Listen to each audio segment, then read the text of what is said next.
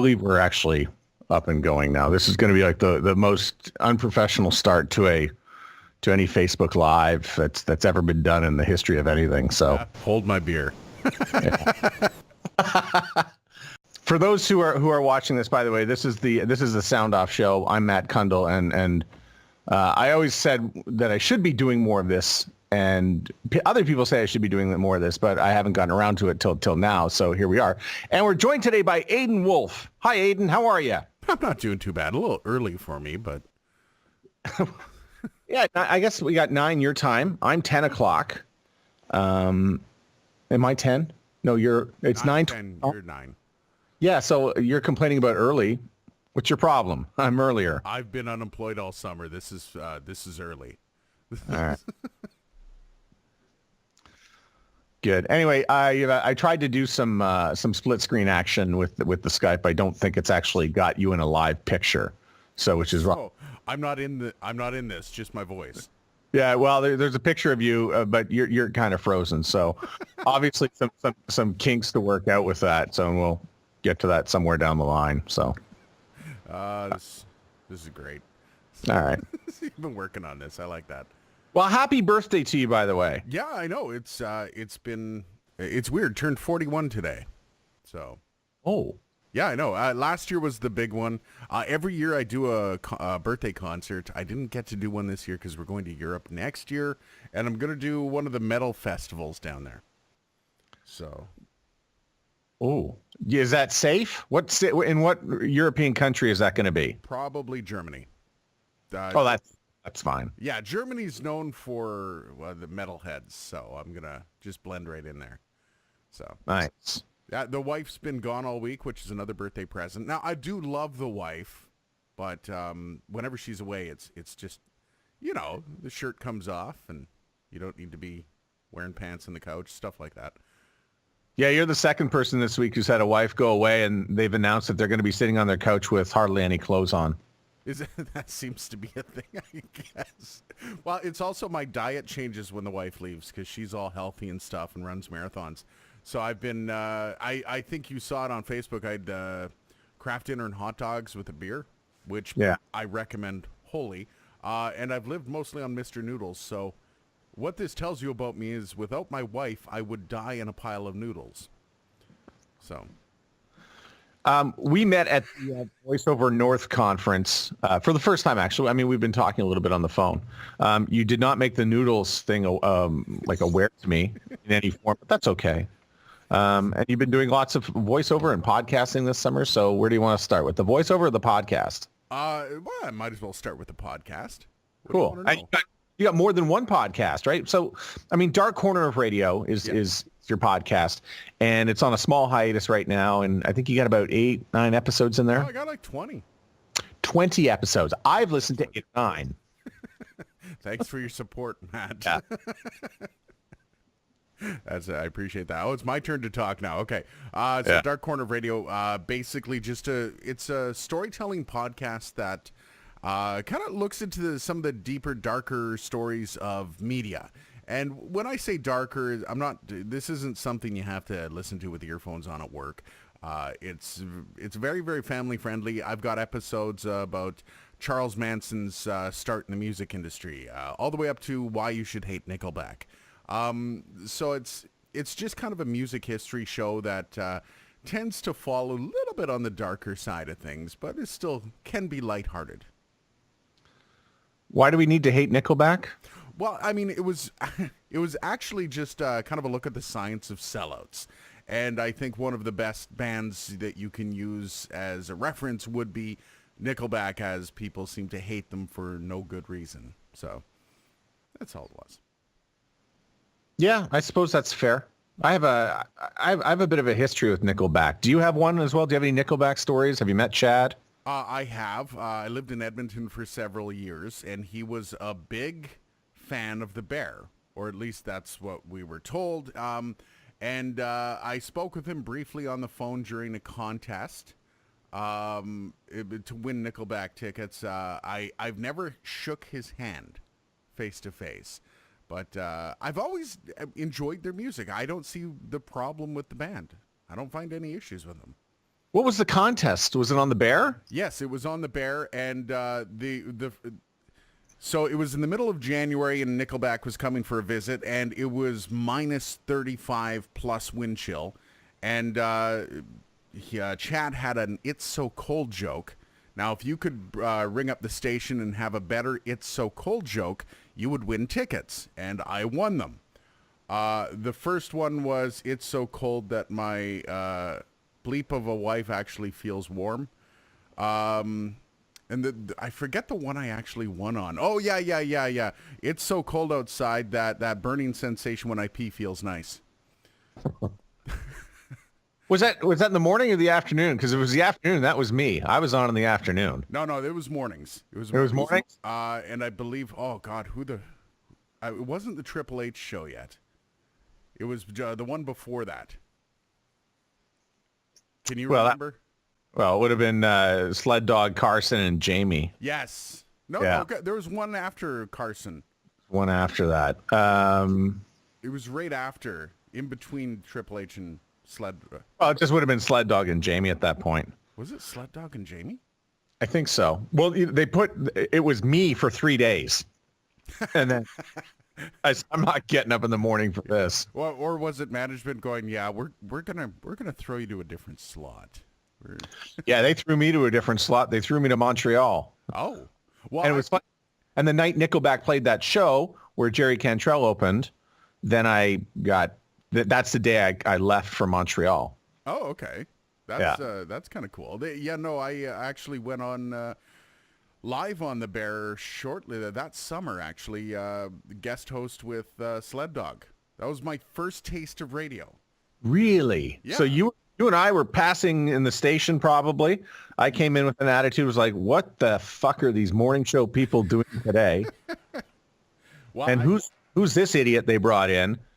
And clean up after yourselves. Something like that. That's generally what we would say to each other. Also, Park Warden came in. We opened up a beer. I recall that was a fantastic little experience. My first taste. That's right. And, Chad Kruger from Nickelback, he'd hang out around the radio station. He'd bring in some records to, hey, what do you think of this song? We would give him advice. He wouldn't pay attention, and then he would become a success. You know what? And you look at some of his history. He also used to bring in baked goods from his mom, by the way. Nickelback. Yeah, I did try some of that. But you look at some of his history and how he explains how he became such a hit maker was he sat down one day with the radio and just listened to everything that was played, and he took notes on every song to see exactly what was creating that hit. And How You Remind Me, when it came out, was the product of that time that he sat down with the radio. So, I mean, good on with the guy. They're not going to have to work ever again. And that's the whole point of doing music, right? So Yeah. And, I would invite him into music meetings. Oh, yeah? And he would come in and sit down, and I think he listened to some of the bands that he opened up for at the time, like Seven Mary Three and Creed and, a few of those other ones, and go, I understand that sound. I understand why radio people like this sound. If I can just stay, if I can keep my life cleaner than these other bands, I will probably be a success with my band.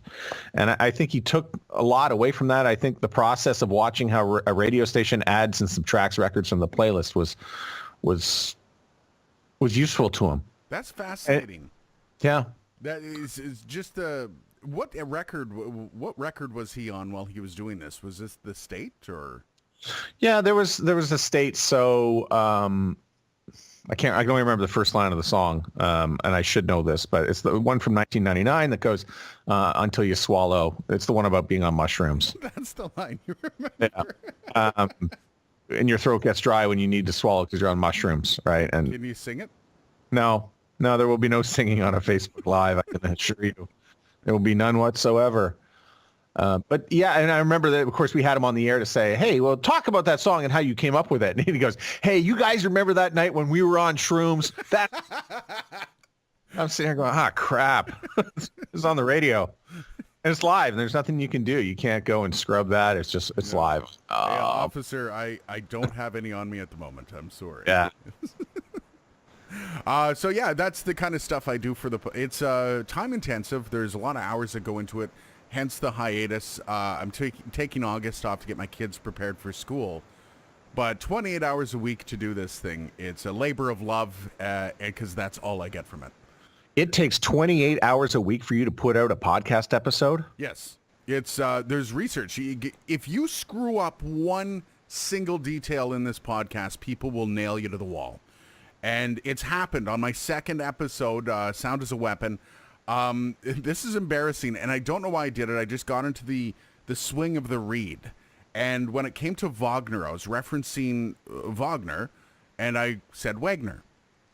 And I didn't catch it. The podcast episode went out, and I had message after message after message. You're an idiot. It's Wagner. It's Wagner. It's Wagner. And I just, screw it. I had to take the episode down and redo it. But that shows you just how accurate you have to be with a historical podcast. You can't screw around, like, whatsoever. Can I be nosy and ask how many downloads you get per episode, or? Anywhere between, I think my latest one, The History of Porn Music, is sitting at 54. That was a week and a half ago. And I've gotten upwards of 186 on, I think that was Unsolved Mysteries. Yeah, and I was really insensitive and did not actually create a graphic for people to follow along. The podcast is called Dark Corner of Radio. Yeah, that would have been helpful, actually. It would have been incredibly helpful. I could have sent you one, actually. Do you want me to do that right now as we speak? No, I'm not. No, because right now we're going to take some time to talk about my new podcast, which is called the Hot Air Podcast. Okay. And I have a graphic for that, but I obviously wasn't, kind enough to make one for you. So it's. You're putting in all the effort for me today, Matt. I love it. It's, you got to put some planning into these things. I mean, I don't even have you in a proper motioning screen today. I've got a screen capture of you. Am I making a stupid face? Can you at least tell me? No. Okay, thank God. It's actually worked out quite well. And I see, it's good. You got some weird lighting in there, which is great because it is the dark corner of radio. Yeah, well, it's from my basement, so. All right, so you many episodes with many, many hours that go into it. I don't feel nearly as stupid. It takes me about 8 hours to put together one Sound Off podcast, but it's taking you obviously a lot more writing and a lot more creativity to get this this dark corner of radio to the level that you need to because of all the facts and fact checking that go into it. Yeah, absolutely, and it's when I say it's a labor of love, it really is. I love storytelling. I'm an old school guy. I love Paul Harvey. Back in the day, he was the first guy that made me sit in my car and wait until his bit was over before I got out, which is the goal of radio. If you can make somebody stop and just not turn off their car until you're done talking, you are a successful radio person. And growing on that, there have been other influences over time. Alan Cross, I'm a huge fan of. And I just wanted my little piece of that. I love telling stories. I love the idea of somebody perhaps sitting in their car waiting for my bit to be over. And that's basically what I do it for. All ego. So. Cool. So the thing about podcasters in your basement, it's true. You are in your basement. Well, you know what? Really good sound quality down here. I got a lot of clutter, so. That's nice. And I see also behind you, you've got, is that for lighting? Yeah, I do some YouTube stuff. My son actually is a streamer. He streams games, and he's probably more technically advanced than I am, at least in the streaming end of things. But yeah, he just moved down here and he's doing his part. So it's been a very busy basement as of late. Nice. Let's zip on over to the voiceover side of things. Full disclosure for anybody who listens to the podcast, especially down in the U.S., you are an advertiser on the Sound Off podcast, and we thank you for that, for being a supporter of the show. That's not what got you on this show. You're actually a fairly interesting person. I do not put boring people on this yet. You had a disclaimer there, eh? You should have a disclaimer for that stuff. But we met at VoiceOver North, which was put together by Derbla Trainer, who is a fantastic voiceover talent of her own. And she's in Toronto and put together VoiceOver North, which was a great conference that I went to. And I met you for the first time. And what'd you think of that conference? It was fascinating to... When I first sat down, I felt like I was out of my element. I didn't feel like I fit in. I felt... I was way over my head, even though I've got the setup, I'm a relatively new person to the voiceover industry. So I just didn't feel like I was in. And then I don't know, maybe about an hour and a half in, I felt like I was completely part of the crowd. And that had nothing to do with how people reacted to me. It was seeing how many people there were in less of a scenario than I was. I came in already getting work. I was working in the voiceover industry, so it's not like I was a hopeful. So it kind of emboldened me to reach out a little bit more to some of the people around there. And I made some great friendships there. Lisa Keys, we chatted. She's a voiceover artist that's doing quite well in imaging, which is what I kind of wanted to get into. And it made me reach out a little bit more and be a little more open to considering myself an actual voiceover artist, which I never have before. Yeah, you're never going to be what you want to be unless you actually wake up and call yourself that and do it every day. Yeah, and dress the part. And I would suggest if you're in the industry, but you're just kind of cutting through all the garbage and trying to set your feet down, go to one of these. Go to some voiceover conference and just mingle. And it takes a lot of the mystery out of it. And I think that's what helped me the most. So that's how I got into podcast. I went to one podcast movement to find out what it was all about, and I said, "Wait a second, I can do this, and have fun at it." So are you having fun? Well, I'm doing it right now. I mean, this is sort of an extension of what it is, right? Here's the video version of it. That and this is something I have to get over because I was always the program director at a radio station who said, "Hey, we're going to put cameras in the studio and we're really going to have this worldwide reach." And then all of a sudden, then it's just me and I have to put a camera on myself and do this. And I don't feel like doing it as much because I didn't shave. I got the wrong shirt. I got terrible lighting, which I do have terrible lighting in here today. And all that stuff. And I've become very conscious. And then there's many ways to say no, but you just have to actually do it. Yeah, it's true. And you know what I mean? What when you started putting cameras in the studios, did you have a hard time with a lot of jocks going naked? No, I had pushback. Yeah, okay. I had one morning show host who would constantly pick their nose. Yeah, that was a problem. Did they have co-hosts? Oh yeah, people can sometimes be rather unwell and not really care about the camera in front. So you shouldn't really pick your nose in front. Like the camera thing was it was hit and miss. So really, you don't hear a lot of it nowadays. It's kind of one of those things that's kind of gone the way of the dodo. Yeah, I mean you have to have a look of some sort. This is what Instagram's all about. Everyone's got to have a look, and now we all have to have a look of some sort. You've got to be comfortable. You don't have to be marketable. You don't have to be pretty. You don't have to be good looking. You got to be you. And more than ever, the most successful people in radio are the ones who can be themselves. Now it's the same thing on YouTube. You've got to be yourself. Yep. And smile every once in a while. Hey, do you have a YouTube account? I do. I've got 2 of them. Okay, cool. How's it going? Are you breaking through the YouTube? I am not. I am not. What's the most views you've got on one video? Well, listen. When I was at Power 97, I think we would record some callers, and we would take the callers that we wouldn't air, and we would put them on YouTube. We would make movies out of them, and one of them went viral, and it's on my account. It's not even mine.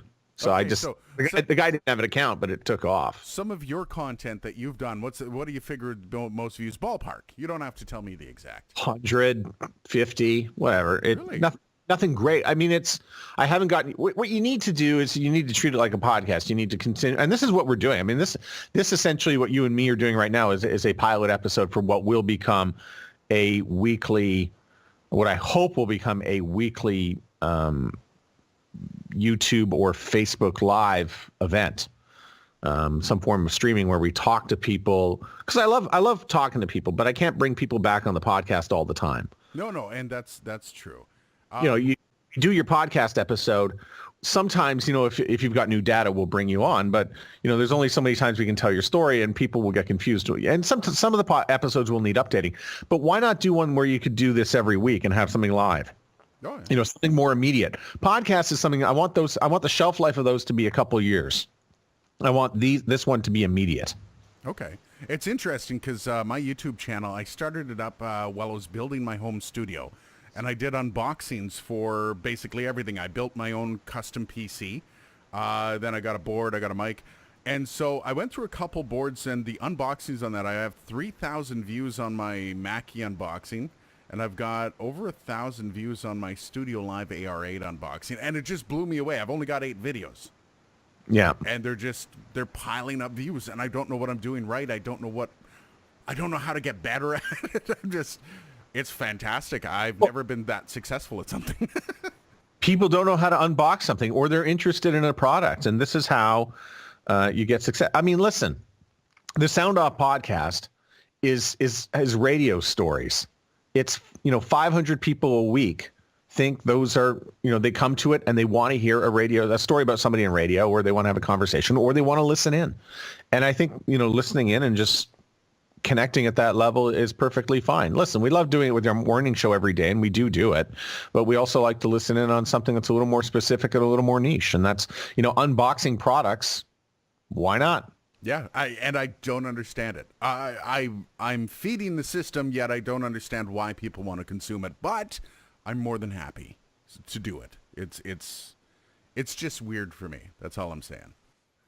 Yeah, you mean that people actually like to watch you unbox things? Yeah, and some of those videos are like 29 minutes long. Because I had no idea what I was doing. So, yeah, I'm going to continue. So as soon as I get money again, I'm going to start buying stuff that I can unbox once I get money. And, for people who like podcasting, you actually have to put them up on YouTube. Listen, I don't have any of my podcasts up on YouTube, but putting them up on YouTube, people will just turn it on and listen to it.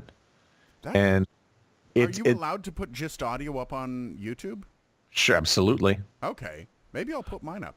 You should put all your episodes up, and you'll watch the numbers just go. Really? And you know what it is? If you look at YouTube, YouTube's really easy. You just type it in and you go. Type it in and you go. You got the right keywords. You put in, Nickelback. You put in porn, whatever it is that you did, the history of porn music. What did you do again? It was the history of porn music. Right. What? Listen to my episodes, man. But it pops up quickly on YouTube, and then people will listen to it. Unlike a podcast where it's just so cumbersome, you have to download it, you got to find it on your app, you got to go through, you got to scroll, you got to, This is why podcast with the handheld devices doesn't work as well as YouTube. In YouTube, you can have what you want in about 3 seconds. Okay, I'm going to try to upload those because it has music clips in it. I don't know how well that'll get by the censors. Yeah. We'll see. I'll try. That could be interesting. Well, I'll cut down the music to like only 3 or 4 seconds and see if that flags anything. So.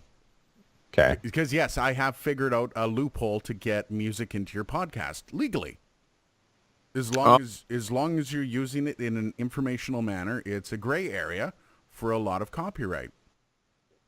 Yeah, it may or may not be legal, but I will tell you one thing that I heard at Podcast Movement from a lawyer. The reason why there's not more lawsuits is because there's no money in podcasts. So nope. If there was more money in podcasts, there'd be more lawsuits. And I might change. I've got a second podcast coming out soon, so I will be more than happy to avoid using people's music. So this one has been a trial run. Let's call it that. Because you have an extra 28 hours a week to kill. Well, this one's going to be different. The new podcast coming out is called 7 Dirty Words, and it's going to be a conversation. It's going to be like a morning show in a podcast. So it won't be, there won't be a lot of editing. It'll be product done, cut it up, and send it out. So nice. I suspect about 2 hours max. All right. Yeah. So where were we? Voiceover. Well, we were talking about voiceover, but if we can go back to that, I did put up on the screen here that aidenwolf.ca is where we can find you to listen to your demos and and please do, especially if you need a voice for your project. I'm the voice of WMMI in Michigan and hope to expand that list. Well, now's a good time. Why don't you try to do a little bit of WMMI IDs? Can you do some of that right now? Do some live hits. Now back to the Rush Limbaugh Show on WMMI, AM 830, and I forget the rest. Where is this? Where is WMMI? It's in mid-Michigan.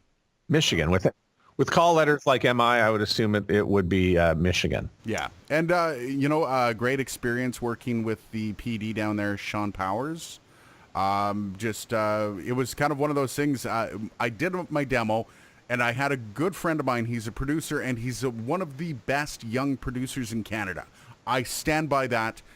He did up my demo for me. I threw it up on a Facebook page for radio programmers in the U.S. just to say, hey, guys, what do you think? Let me know. And I got about 4 or 5 messages asking, how much do you charge? And he was just like, here's my money. Do my imaging. And yeah, it was one of the easiest gig pickups that I've ever had in my life. And those have since calmed down. So. I can speak to what you're talking about because I have heard your demo, and I also want to point out that somebody who's on the live feed right now is Anthony McNutt, who is also a top-notch imaging, one of the best imaging persons in Canada. Works out of Q104 in Halifax, and he joins us today on the Sound Off. Nice Sound to meet you. Yeah. All right. I don't have much else to cover with you unless you have anything else you'd like to cover. You can come back on this anytime because it's not like we're going to get any guests anytime soon starting this out. So. Yeah. So I'm glad I could be your benchmark, man.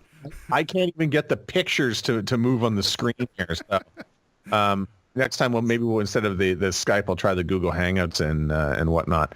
So Work in progress. Yeah. All right. So tell me how we can keep in touch with you.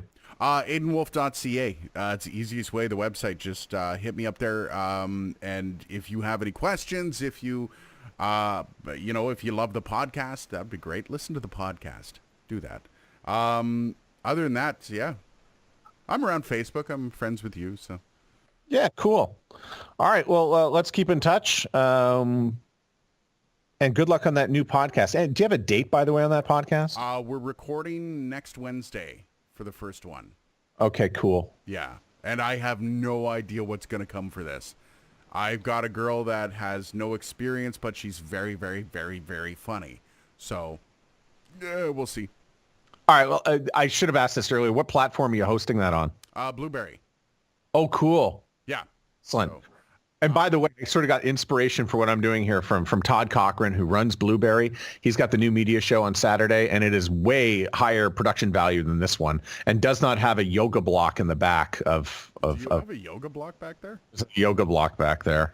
Do you do yoga? Yeah, there's also a belt on the floor. Have you seen my basement? I don't know if I can really. Yeah, it gets worse. It really does get worse. Don't move the camera. Nobody move the camera. Everything's fine. All right, my man. Take care, and we'll speak to you again soon. Okay. All right. Cheers, brother. All right, man. See ya.